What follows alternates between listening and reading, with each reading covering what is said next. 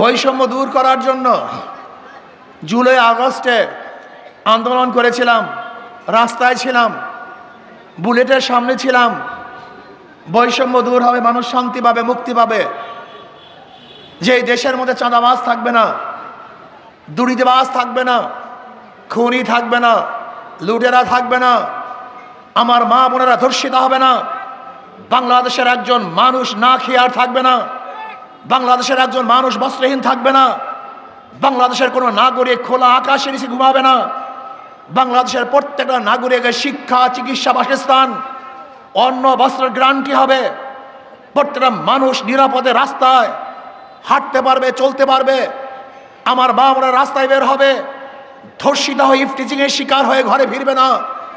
বাংলাদেশের প্রত্যেকটা নাগরিক যেন শিক্ষিত হতে পারে সেই ব্যবস্থা করা হবে। বাংলাদেশের প্রত্যেকটা ব্যবসায়ী চাঁদাবিহীন ব্যবসা করবে। বাংলাদেশের প্রত্যেকটা নাগরিকের বাক শক্তির স্বাধীনতা থাকবে, লিখনির স্বাধীনতা থাকবে। আমাদের সাংবাদিক বন্ধুরা তারা নিরঙ্কুশ সংবাদ পরিবেশন করবে। কিন্তু আমরা কি দেখেছি, আজকে বাংলাদেশের সত্য সংবাদ প্রকাশ করার কারণে তুহিনকে জীবন দিতে হয়েছে।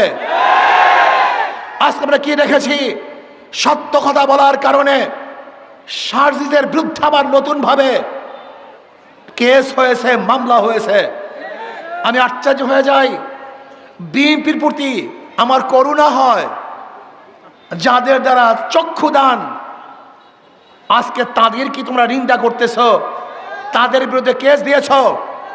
আজকে তারেক জিয়া বাংলাদেশে ফেরার স্বপ্ন দেখতো না যদি সারজিদরা না থাকতো। আজকে তোমার নেত্রীকে চিকিৎসা করার জন্য বিদেশে পাঠাতে পারত না যদি আজকে ওরা না থাকতো। আজকে খোলা আকাশের নিচে মাঠের মধ্যে রাজনীতি করতে পারত না। ওরা জীবনের মায়া ত্যাগ না করে, ওরা আন্দোলন না করত। কিন্তু আজকে যাদের মাধ্যমে নেত্রীকে চিকিৎসার জন্য ব্রিটিশে পাঠিয়েছ, তোমার নেতাকে বাংলাদেশে আনার ব্যবস্থা করতেছ, আজকে নির্বিঘ্নে রাজনীতি করার সুযোগ পেয়েছ। আজকে সত্য কথা বলার কারণে সেই সারজিদের বিরুদ্ধে কেস দিয়েছ। বাংলাদেশের মানুষ তোমাদের এই ঔদ্ধত্য কোনো অবস্থাতেই মেনে নেবে না, মানতে পারে না। আজকে সাদা পাথর লুটপাট হয়ে যাচ্ছে। আমি বক্তব্য দিয়েছিলাম পাথর কৌড়ি ছেড়ে দেওয়ার জন্য, আমাদের খনিজ পাথর উত্তোলন করার জন্য। আমি লুটপাট করার জন্য বক্তৃতা করি নাই। আমি ভারত থেকে পাথর চড়া দামে আনার বিরুদ্ধে আন্দোলন করেছিলাম, যে আমাদের দেশের পাথর উত্তোলন না করে ভারত থেকে পচা পাথর চড়া দামে আনে, এর বিরুদ্ধে বক্তৃতা দিয়েছিলাম। কিন্তু আমাকে আজকে তারা বলতেছে আমার বক্তৃতার কারণেই নাকি তারা পাথর চুরি করেছে। বিয়াকুবের অবস্থা কোথায়? আমি মনে করি পরিবেশ উপদেষ্টা ব্যর্থ হয়েছে। তিনি ব্যর্থ হয়েছেন। তিনি পাথর কৌড়িকে ছেড়ে না দিয়ে বরং লুট করার ব্যবস্থা করেছেন। লুট করার কারণে কি হয়েছে? বহিষ্কার করা হয়েছে। আপনাদের ধারণা কি এতগুলি পাথর কি একদিনই সরানো হয়েছে না দীর্ঘদিন পর্যন্ত সরানো হয়েছিল? এই মাসকে মাস যারা পাথর চুরি করছে বহিষ্কার করা হয় নাই। আমি আগেই বলছি, চাঁদা তুললে পুরস্কার, ধরা পড়লে বহিষ্কার, ভাইরা হলে গ্রেফতার। কথাটা বোঝাতে পারি না? চাঁদা তুললে পুরস্কার, ধরা পড়লে বহিষ্কার, আর ভাইরাল হলে গ্রেফতার। এতদিন চাঁদা তুলছে, বহিষ্কার করে নাই। এতদিন পাথর চুরি করছে, বহিষ্কার করে নাই। যখনই ধরা পড়ছে বহিষ্কার করছে। দেখছেন অবস্থাটা কি? কত সুন্দর ব্যবস্থা। ৫,০০০-এর উপরে বিএনপির কর্মীদেরকে বহিষ্কার করছে, কিন্তু চাঁদাবাজির কমতি তো আমরা দেখছি না। আপনারা কি দেখছেন নাকি ভাই? তার মানে এগুলো আইওয়াস, এগুলো বন্ধের কোনো সিস্টেম নেই। যদি চাঁদাবাজি বন্ধ হয়ে যায় তাহলে দলই তো বন্ধ হয়ে যাবে। তাদের রক্তই তো চাঁদাবাজি। জুলাই বিপ্লবের আন্দোলন শুধু একটা নির্বাচনের জন্য হয় নাই। জুলাই বিপ্লব কেন হয়েছিল? ওয়ালে ওয়ালে, খাম্বায় খাম্বায় মানুষ লিখে দিয়েছে। আমি সাংবাদিক বন্ধুদেরকে প্রশ্ন করতে চাই, আমাকে দেখান তো কোন ওয়ালে বা কোনো খাম্বার মধ্যে লেখা ছিল আমরা নির্বাচন চাই? একটা নিদর্শন আমাকে দেখান যে যারা জুলাই আগস্টের সৈনিক ছিল তারা ওয়ালে লিখেছে আমরা সুষ্ঠু নির্বাচন চাই। আমার নজরে এরকম লেখা কোনো জায়গায় পড়ে নেই। বর্তমান অন্তর্বর্তী সরকার কেন হয়েছিল? তিনটা উপহার আমাদেরকে দিবে: সংস্কার, বিচার, নির্বাচন। তারা সংস্কারের কথা বলে না, বিচারের কথা বলে না, শুধু নির্বাচন নির্বাচন। কেন? নির্বাচন দিয়ে কি হবে? যদি লুটেরা, চোরেরা, ডাকাতরা, বদমাশরা, ধর্ষকরা আবার ক্ষমতা আসে, তাহলে এদের বিরুদ্ধে আবারও তো আন্দোলন করতে হবে, সংগ্রাম করতে হবে। মানুষ কতবার জীবন দিবে, কতবার আন্দোলন করবে, কতবার সংগ্রাম করবে? পিআর সিস্টেমে নির্বাচন চাই। আপনারা দেখেছেন জরিপের মধ্যে এসছে 71% মানুষ পিআর সিস্টেমে নির্বাচন চায়। সংখ্যানুপাতে খালি নির্বাচন চায়। পিআর সিস্টেমে নির্বাচন হলে চাঁদাবাজি থাকবে না, গুন্ডামি থাকবে না, নমিনেশন বাণিজ্য চলবে না, পেশি শক্তি ব্যবহার করা হবে না, কালো টাকার ব্যবহার হবে না। প্রত্যেকটা মানুষ তার ভোট অধিকার প্রয়োগ করতে পারবে, সমহারে সমস্ত মানুষ ভোট দিতে পারবে। সমস্ত জনগণের সংসদ হবে, যে সংসদের মধ্যে সমস্ত দলের আদর্শ এবং নীতির মানুষ সংসদে থাকবে, তাদের বক্তব্য সেখানে তুলে ধরতে পারবে। এই জন্য পিআর সিস্টেমে নির্বাচন চাই, গুন্ডামুক্ত নির্বাচন চাই, চাঁদাবাজ মুক্ত নির্বাচন চাই। আমি বর্তমান শিশুকে বলবো নুরুল হুদার থেকে শিক্ষা গ্রহণ করা উচিত। যদি আপনি বাংলাদেশের অগ্রহণযোগ্য নির্বাচন দেন, তাহলে আবারও আপনাকে এই বাংলাদেশের জনগণ ছাড়বে না। অবশ্যই আপনার বিচার বাংলাদেশের জনগণ করবে। আজকে বাংলাদেশের নির্বাচন নিরপেক্ষ হবে কিভাবে? যেখানে পুলিশ নিজেদের থানাকে নিরাপদ করতে পারে না, সেখানে সেই পুলিশ ভোট কেন্দ্র নিরপেক্ষ দিবে কিভাবে? আমি বিশ্বাস করি আজকে প্রশাসনের যে অবস্থা, নিজেরা নিজেদের নিরাপত্তা নেই, সেখানে ভোটারদের নিরাপত্তা এই প্রশাসন কোনো অবস্থায় প্রদান করতে পারবে না। আজকে জুলুম, চাঁদাবাজি, অত্যাচার, খুন বেরিয়ে গেছে। আমি বাংলাদেশের জনগণকে বলবো, এ বি সি তেনজনই চোর, ক্ষমতা আছে এ, সে কি করবে? হটাও এ বসাও বি, সে কি করবে? হটাও বি বসাও সি, সে কি করবে? শুধু নেতা এবং দলের পরিবর্তন হয়েছে, আদর্শ নীতির পরিবর্তন হয়নি। আজকে চাঁদার হাতার পরিবর্তন হয়েছে, চাঁদার পরিবর্তন হয় নাই। চাঁদাবাজদের চেহারার পরিবর্তন হয়েছে, চাঁদাবাজি পরিবর্তন হয় নাই। ধর্ষকদের চেহারার পরিবর্তন হয়েছে, ধর্ষণ বন্ধ হয় নাই। এই লুটেরা, চোর, ডাকাত, বদমাশরা যদি আবার ক্ষমতা আসে, তাহলে এদেশের মানুষ কি যে বিপদে পড়বে আপনারা জানেন না। আল্লাহ না করুক, আল্লাহ না করুক, এই চাঁদাবাজ খুনিরা যদি আবার ক্ষমতা আসে, আওয়ামী লীগ যে দুঃশাসন উপহার দিয়েছে তার চেয়ে অনেক বেশি দুঃশাসন আপনারা ভোগ করবেন, কোনো সন্দেহ নাই, কোনো সন্দেহ নাই, কোনো সন্দেহ নাই। কাজী চাঁদাবাজদেরকে আমরা ক্ষমতা আনতে চাই না, কোন ধর্ষকদেরকে ক্ষমতা আনতে চাই না, দুর্নীতিবাজদেরকে দ্বিতীয়বার বাংলাদেশের ক্ষমতায় দেখতে চাই না।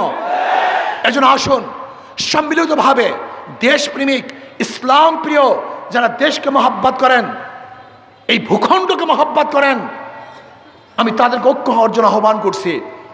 আগামী নির্বাচন হবে ইসলামের পক্ষে, ইসলামের বিপক্ষে। আগামী নির্বাচন হবে দেশের পক্ষে, ভারতের বিপক্ষে।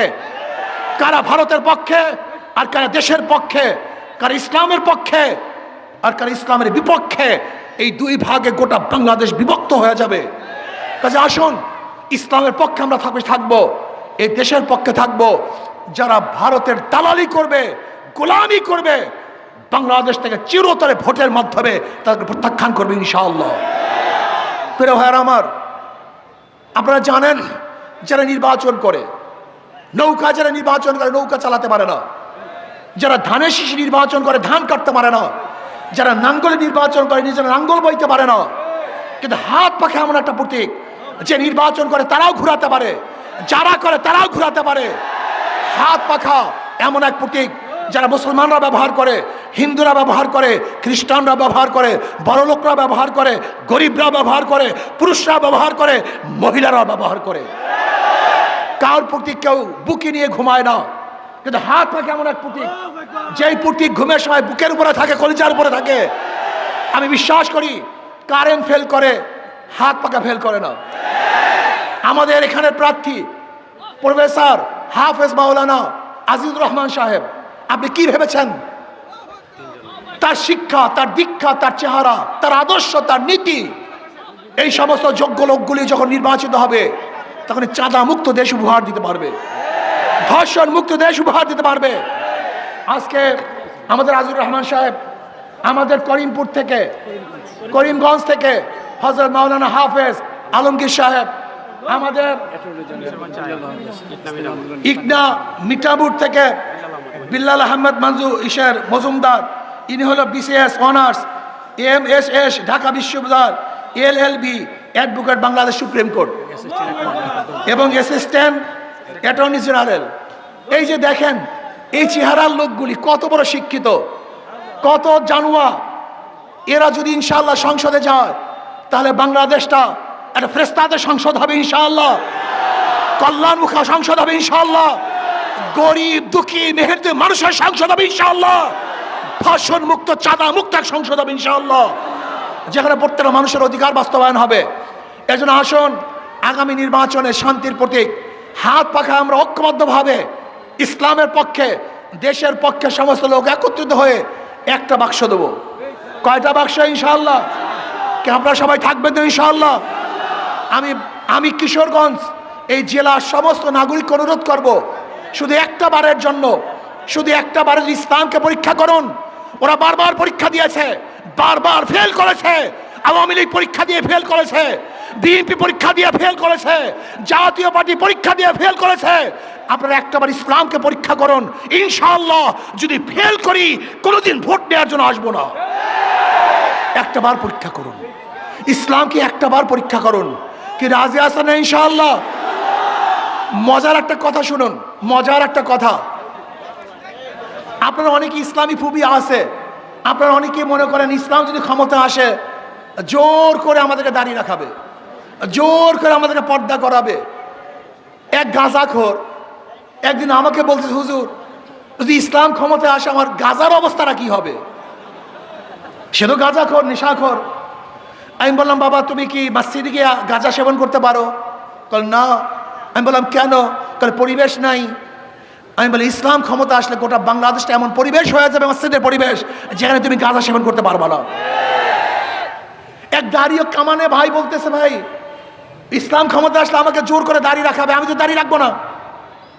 আমি বললাম মসজিদের যে পবিত্র জায়গা কোনো জায়গায় নেই, দুনিয়ার মধ্যে সবচেয়ে পবিত্র জায়গা কোনটা? আমি বললাম দাড়ি কামানো অবস্থা তুমি মসজিদে ঢুকতে পারো? বলে অবশ্যই। বাধা দিয়েছে? বলে না, আমি সবচেয়ে পবিত্র জায়গা মসজিদ, সেখানে তোমাকে বাধা দেয় নাই। আরে বাংলাদেশের হাজারো নোংরা জায়গার থেকে তোমাকে বাধা দিবে? এটা তুমি কিভাবে ভাবতেছো? তোমাকে অবশ্যই বাধা দিবে না, বরং পরিবেশ সৃষ্টি হবে যেখানে তুমি এমনিতেই ভালো হয়ে যাবা। বিশ্বাস হয় না আপনাদের কথা? আচ্ছা বলেন তো এই জনগণের মধ্যে একজন জনগণ কি নাই যারা বিড়ি খায়? কথা বলেন না কেন? একজনও নাই। তাই বিড়ি পান করেন না কেন? নিষেধ করছি, বাধা দিছি, কেন পান করতেছেন না? কোন আপনাকে একবার মনে চাইছে একটা বিড়ি ধরাই? আমি তো নিষেধ করি নেই।